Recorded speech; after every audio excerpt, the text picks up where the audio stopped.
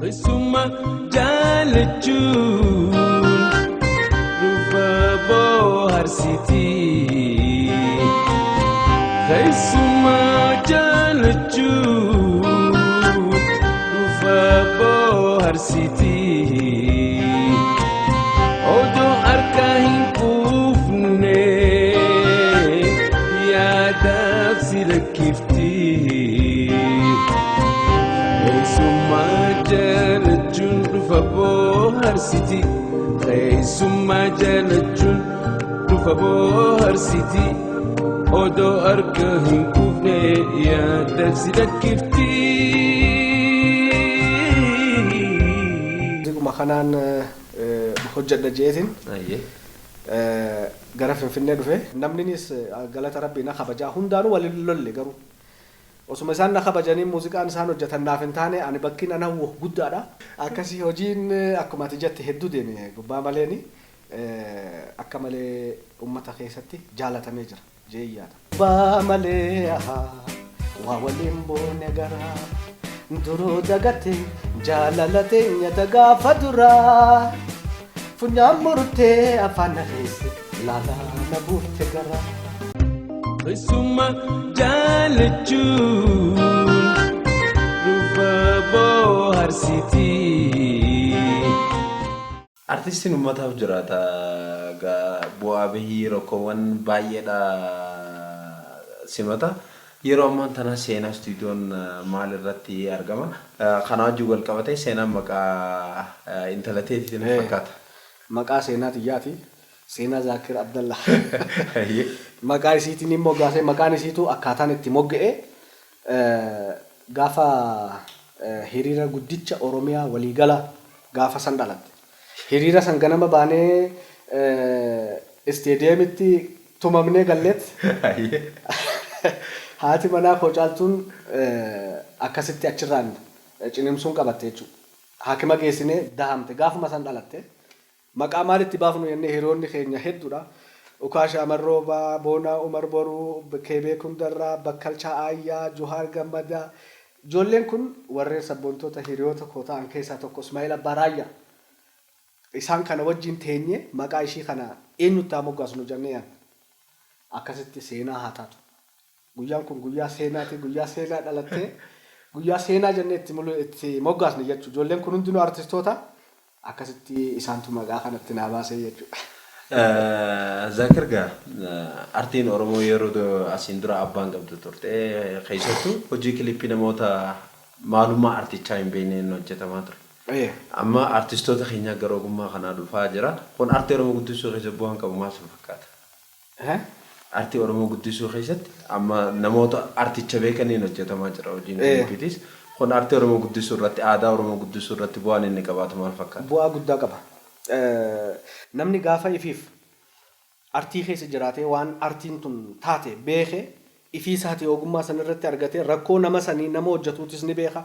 Hanqina nama saniitis itti guutuudhaaf ni gargaara. Bira dhaabbata. Waraabuu qofa birrii fudhatanii waraabuu qofa osoo hin taane maalitti dabaluu qabna? Artii tanarratti namticha mucaa waraabatuu deemu kana yookaan tala waraabachuu deemtu kanarraa hanqina maaltu jira? Maal itti dabaluu akka qabdu duraan dursinee ishii ilaalla. Waan kana akka sirreeffattutti himnaa ergasiin haga takka jijjiirama ishiinuuf irraa hin beekne yookaan namni wallisuu deemu san hin beekne itti dabalamaaf. Haala saniin namni ifii isaatii artii keessa jiru. Karaa biraa namni miidhamee artii keessatti arke kan rakkateefis ni beeka. Kan ogummaan isaa jalaa hanqates akkuma jechaa jirru waa baay'ee gargaaraa hojjenna. Kanaaf walumaa galatti artiidhaaf hedduu namni ifii isaatii keessa jiru yoo hojjete gaariidha jeeyyaa. Jidduutti walleewwan kee afeeraa deemna. Sirba tokko osoo eebbalee isaaf hojjette yeedala Suudaanii na fakkaatti. Ni jira? Ajaa'iba. Ajaa'iba. Sirba san xiqqishoo irratti haasawine afeerree deebinu? Hin dandeenya. Mee xiqqoo irratti nu haasa'i sirba san eenyu barreesse eenyu qopheesse maal irratti xiyyeeffata? Sirba Alii Maamad Diimaa barreesse isaas. Alii Maamad Diimaatu gaafaan achi hojii hojjechuudhaaf deeme san hojii kana naa kanne bulloo ajaa'iba isaan naa kanne. Akkasitti ajaa'iba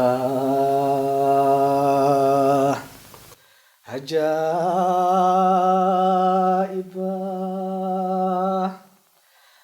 ajaa'iba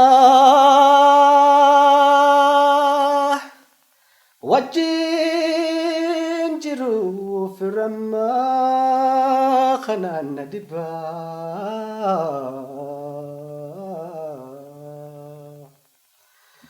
obboleessi rabbii kan dhaloota caalaa jiraatu wallaalaa aduus walawwaalaa obboleessi rabbii kan dhaloota caalaa jiraatu wallaalaa aduus walawwaalaa kan anaa kan kojatu rasiif caalaa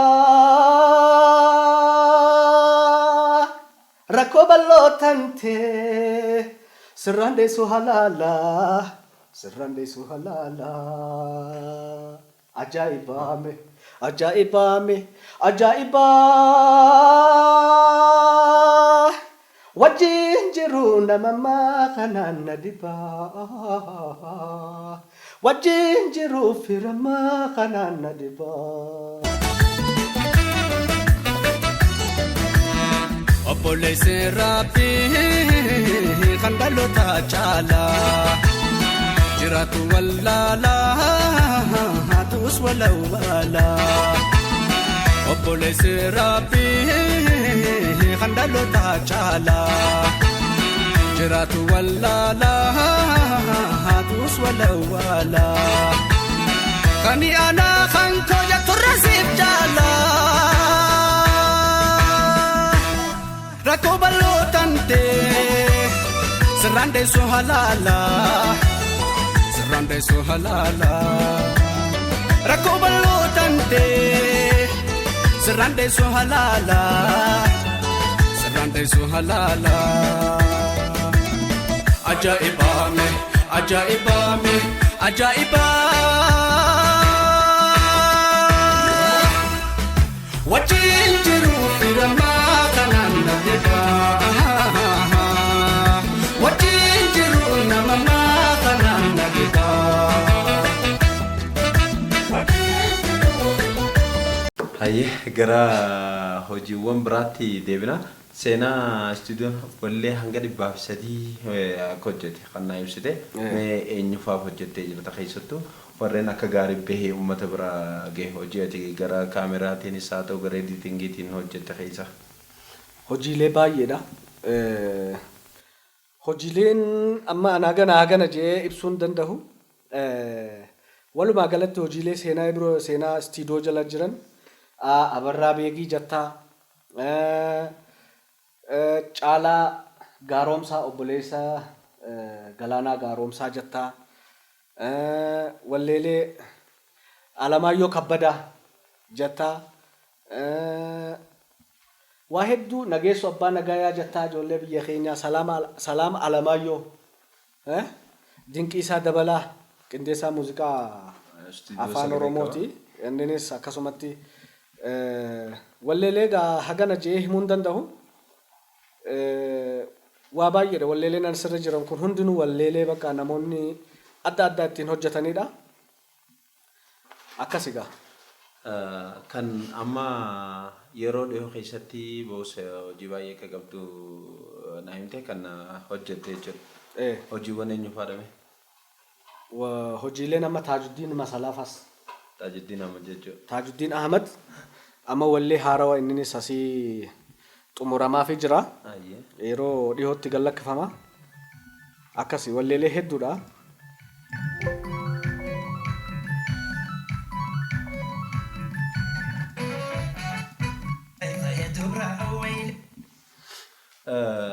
Gara kilippiiwwan afaan oromootti achi deebina. Kilippiiwwan keenya yeroo baay'ee iddoo wal fakkaataadha filatan. Qomii jettuu irratti haa ture meeshaawwan teekinooloojiitii wajjin wal qabatee sadarkaan irra ture irratti qomii haa ture. Fakkeenyaaf filannaa iddoo irratti naafetis kaasaa turre isin dura. Yeroo baay'ee walleen ammayyaatis ta'aadaatis iddoo takkatti hojjetama. Magaalaa keessaa achi baanee maas irratti yookaan ooluu irratti hojjechuu baay'eef. Sirri. Ammaan tana sadarkaa maalirra jira? Amma wanni tokko guddaan seenaa istiidiyoon tokko wanni inni hojjetaa jiru waa tokko kana hojiileen amma ana biraa bahaa jiran gara magaalaa keessatti waraabamutti fi bakkoota adda addaa Oromoon bakka bareedaa yeroo baay'ee kilipii irratti dhugaa akkati jetteen filattu marga jala horii bakka horiin jiru bakka dhoqqeen horii jirtu maal filanna aadaa wal qabsiisnee waan akkasii filanna turre garuu amma keenya maaf hin ammayyoone keenya maaliif bakka gaariin oolle namni keenya maaliif artistiin keenya bakka bareedatti hin hojjennu waan ja'amurraa inni aadaa sirbuma ammayyaatillee gaafa hojjetan bakkuma san deeman akka waan wantidha ifiif qopheessuu eegalle amma bakka bareeda lookeeshinii nu madaaluu fi nu fakkaatu karata haga takka olsiisuudhaaf hojiilee baay'ee irratti hojjechaa jirra amma nuti kanaaf hojiilee baay'eetu jira amma warra seenaa istiidoon bakkoota adda addaa filuudhaan hojjete kanaaf jijjiiraa jirra haga takka. Mee hojiiwwan nama biraa hojjechuun kun xeetirra dhiibbaan finne fakkeenyaaf dinqisiifattoonni gara olleetiinis yeroo baay'ee si eeganii xeetirra dhiibbaan uumne. Dhiibbaa uume jira. Dhiibbaas qaba. Kara biraati yoo ilaalle immoo hin qabu. Amma dhiibbaan inni qabu namoota ifii malee hojii kana seenan ka dhufu hojiidha. Hojii waan ta'eef waa'ee natti fidee kana xumuratee deemuu barbaada. Ana immoo iraftii jidduu boqonnaa fudhadhee tiyyammaas xumuruun barbaada ture. Garuu tanamaa kana dursaan jira. Amma immoo kana booda beellama sirreessuudhaan hojiin tiyyaas akka asiin deemtu tan namaas akka asiin deemsu fuulatti deebi'adheen jira. Qabsoon koo guddaan amma hanga ammaan tanaarra ture ergaan eegalee waggaa lama amma. Istiidoo kana waggaa lamaan kana keessatti istiidoo sirboota 100 ol tahan akka nama hojjechuurra geenyee jirra. Namoonnis filannoon jaalanni uummanni seenaa istiidoodhaaf qaban natti amanamummaan artistoonni qabanis hedduu namatti tola. Kanaaf namoonni hedduun na bira jiru ammallee hojjetaan jira. Kanaaf gama kiyyaatiin artii kana beeksisuu dura istiidoo kana beeksisuudha ture qabsoon koo tattaaffiin ani gochaa ture amansiisuu muuxannoo koo cimsuu ogummaa koo bakka silaa narraa barbaachisuuf hojjechuu qabuun gahuudha tattaaffiin koo namallee amansiisuu hojii koos jaalala akka argatu irratti hojjechuu ture amma kana booda hojii kan namaas kiyyaas eegaleen jira amma akkuma bulloo amma dhiyeenya kanatti gallakkisetti amma hojiilee lama baasaan jira haaraa kilippiidhaan eegaleen jira waraabbii isaa hunda yeroo dhiyootti kiyyaas akkasitti itti deemaan jira jechuudha. Egaa magaal bulloo gara boodaatiifiin xayyadhaa wallees wallee ammayyaati kilippiin isaatis hedduu bareeda. Garuu kilippiin Oromoo yeroo ammaan tanaa daawwiin isaan intarneet irratti qaban gara yuutuubiitiin egaa gurgurtaan kilippiidha yeroo ammaan tanaa kan raawwatamu kan namni innis daawwatee jiru.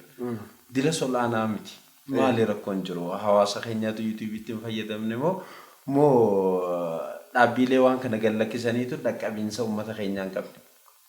Waan san nutuu irraa wallaale. Uummanninis haga danda'etti uummanni keenya yuutuubii irratti hin hordofan. Garuu walleeleen keenya haga takka deemee dhaabbata. Maaliif akka ta'e namaaf hin galu. Walleeleen namoota biraa hin dhaabbatan. Inumaa guyyaa gabaabaa keessatti waan guddaa ilaalamuu danda'an. Keenya immoo namoota Oromootu irra hedduudha. Oromoon keenya baay'inaan hojiilee jaraa laala jechuudha. Jarri immoo hojii keenya laalan hojii Oromoo taanaan ni tuqanii keenya kan isaanis ni tuqa. Isaan ammoo kan isaanii ni tuqanii waliin tuqaan Oromooti jara waliin miliyoona. Kanaaf hojii keenya Oromoodha yeroo inni bee hojuma Oromoo kamuu osoo namni hundinuu hojii godhannee yeroo takka bannee laalle hedduu gaariidha. Kanaaf jalqabatee namni takka qulqullina gaaffiiwwan kaasanii jira. Garuu qulqullinni keessattuu itti fayyadaminsi teekinooloojii galiidhaa wajjin wal qabata. Yoo baay'een daawwatamne galii guddaan argata artistoonni keenyaas galii guddaan argatan. Kanaan gamta akka dhiibbaa isin irratti uume amma artistoonni gama kee dhufaa jiran hangam takka muuziqaa sanarraa fayyadamanii siis fayyaduu danda'an. Wanti isaan fayyadaman hin jiru. hojiin artistoonni Oromoo arrillee durillee ummata Oromootiif hojjeta malee galiin inni argatu hin jiru. Yoo namni ispoonsara godheef malee. Ispoonsara sanirraa yoo argatanii ispoonsara adda addaatiin namni kafalee namni gargaaree namni bira dhaabbatee waan san isa gargaareen ala waa takka artistii wanni inni argatu hin jiru. YouTube'n jaanis birriin inni ijoollee teenyaa kafalaa jiru birrii xiqqoodha. Birriin san birriin jaamtu kuma takka 2-3 artistiin tokko kuma 30-40 faatti fixuu danda'a. Kilippii takka kophaa isaa dhaabbatee hojjechuudhaaf. Kuma 100 itti fixuu danda'a amma kilippiilee ajaa'iba babbareedoo ta'an kana birrii xiqqaadhaan miti kan hojjetamu. Hojiilee kana birrii guddaatti kafala. Kana hunda ummata Oromootiif artiin ummata Oromoo akka duubatti hin deebine akka inni wanti kafalaa jiru dirqama isaa bahachaa jiru beekuu qaba ummanni malee galiin inni argatu takka illee hin jiru. Ayyeegaa qonna jijjiiruudhaaf Oromoo hundarra ageegama isaatu eegama. Inni qabeenyaan qabu qabeenyaan gargaaru kan hin qabne illee YouTube irratti waan ofii daawwachuu waan fi kanaan jool qabatee YouTuberoonni warreen muuziqaa Oromoo irratti xiyyeeffatanii hojjetan muraasa baay'ee isaanii muraasa isaanowwan hojjetanii muuziqaa Oromoo dhabamsiisaa jiran. Komii jettu akka fakkeenyaaf New Ethiopia Music Jam malee New Oromo Music jechuun illee nafaa jira. Nafaa jira. Kun artii Oromoo irratti dhiibbaa qabu. Dhiibbaa qaba.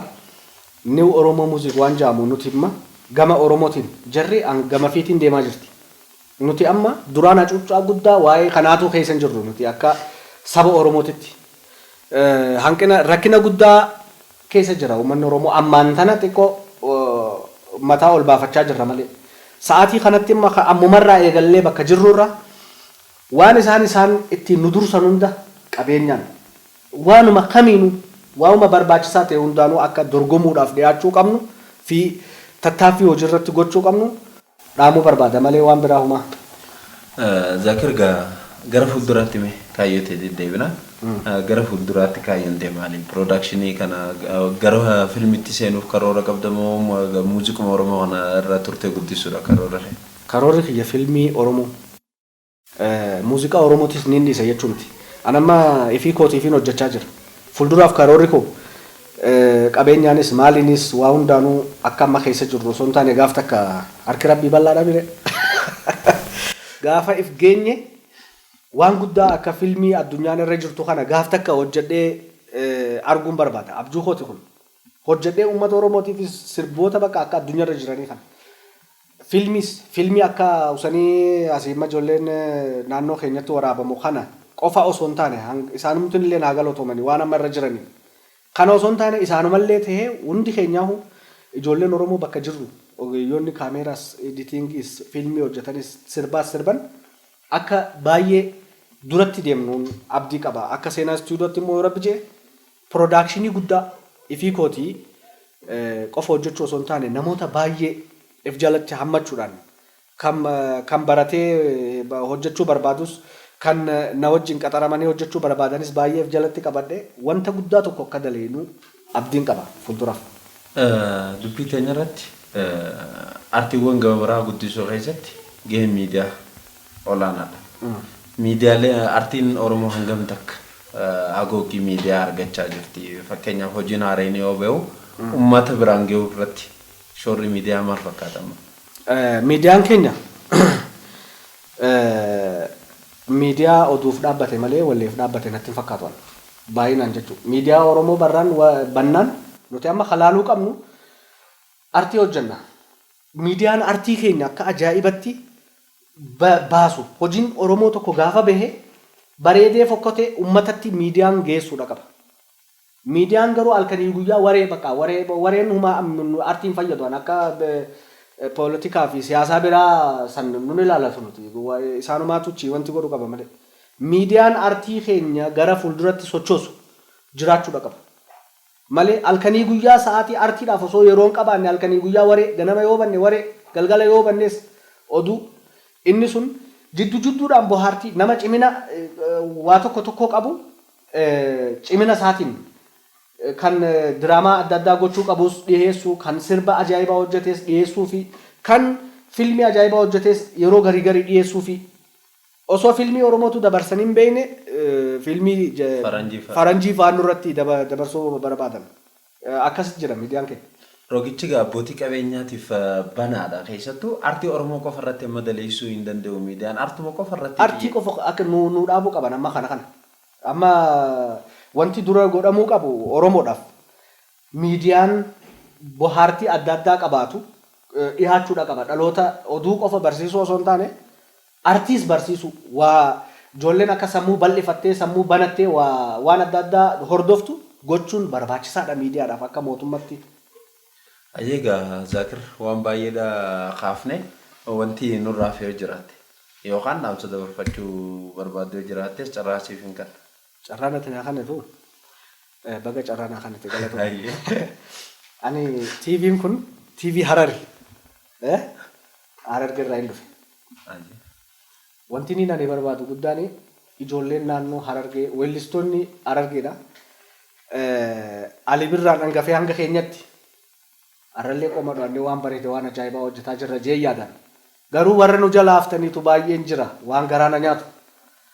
Sunis beeka nuti akka taaneetuma duwidarraan itti maxxannee Finfinneetti hafne malee akka wanni tun nurraa fagaatte nin beeka. Artiin duraan Dirreedawatti illee nutti dhiyaatee bakkoota adda addaatti ijoolleen Harargee karaa laafaadhaan if biratti argatan ture. Arra garuu isaan biran jiru ni fagaate. Kanaaf warroonni ciccimoon dandeettii addaa qaban waan qabdaniin isin gargaaruu akka hin danda'u artii gama keenyaan kilippiidhaanis aawudiyoodhaanis duubatti hafaa jirra waan ta'eef ijoolleen ciccimoo ta'an dhufanii yoo hojjetan baay'ee natti tola. Sababni isaa duubatti hafuun qaba artii gara fuulduratti oofan waan ta'eef. Kanaaf as dhufee as jiraachuun koo akkasiin fayyadu asiin akkanaa beektan. Nutis kiiloomeetira 500 qaxxaamurree egaa siyyaafannee kan dhufneef kanaaf artistoota duubatti hafan. Warreen ganda keessa jira warreen dandeettii addaa qaban baay'ee jira. Isaanowwan saniif fakkeenya gaarii ta'uu danda'a Zakir Abdulla. If bira dabree amma yeroo ammaa kana artistoota biraatiif oolaa jira jechuudhaan siyyaafachuuf dhufe. Baay'ee gaarii. Namoota galateeffachuu barbaadu yoo jiraates miilaan carraasee qabne. Namoonni inni ani galateeffachuu barbaadu artii keessatti namoota akka Alii Mahammad Diimaa ani muuxannoon irraa argadde guddaadha. Achitti Dirreedawaa san muuziqaa qindeeffachuuf hin deeme. Muuziqaa qindeeffachuudhaaf deemee gaafaan dhaqu barumsa dandeettiin qaburratti dandeettii guddaa kan hin dabaladhan achitti. Nama baay'eef taa'ee guyyaa guyyaan barreessa. Ani biraan ta'a. Tiyya barreeffadheen dhufe garuu tiyyuma sanuu irra deebi'ee akkaan gulaalu na taasise. Lammaffaa sirbootan illee naa kannee jira. Sirbootan ajaa'ibaa sanii fi bulloo fa'aallee isaatu naa kannee. Kana qofa osoo hin taane ani barumsi guddaan inni anirsarraa fudhadhe walaloof yadaloo akkamitti akka deemuu qabdu waan guddaan abarsiise akkasittiin galateeffachuu barbaada. Garuu afaan duwwaa gargar hin baanu. Hin baanu. Walleedhaan gargar baana. An bulloon filadhe. Haa ta'u. Haa hin ta'in lakkii wallee biraa kan inni fi fedhuun daawwattootaaf afeeroo jettees mirga keeti. Ayyee. Afeer kanumaa fi afeer rakkeetu natti tola. Wallee sanirraa ati xiqqoo jennu hojiiti nuti istuudiyoo si gargaara. Hayaa. Bulloo yaa oy magal kalloo yaa oy magal kul ya jalalle na beekime kawan magal kulle ya jalalle na beekime kawan singatan Gajale barda uma ya kharakhulu akamna guma fayuma ta frankallo bardu do fesabona fardan dabalu bisile sabu katoma ayana mumma akamna guma lalise machaftulama jabadu dagaksi ada te oromumma madada hoda Egaa Zakir Abdulla turtii nooti gooteef guddaa si galatoomna. Isinillee guddaa galatooma Zakir Abdulla.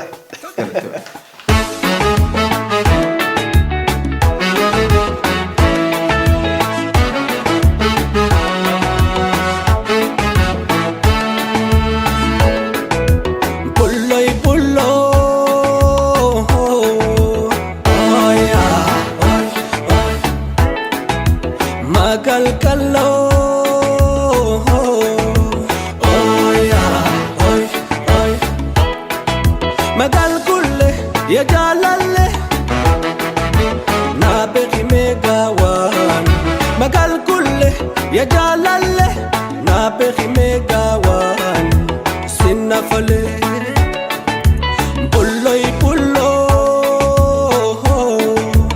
oya oy oy magal kallo oya oy oy magal kulle ya jalalle na behi megawan magal kulle ya jalalle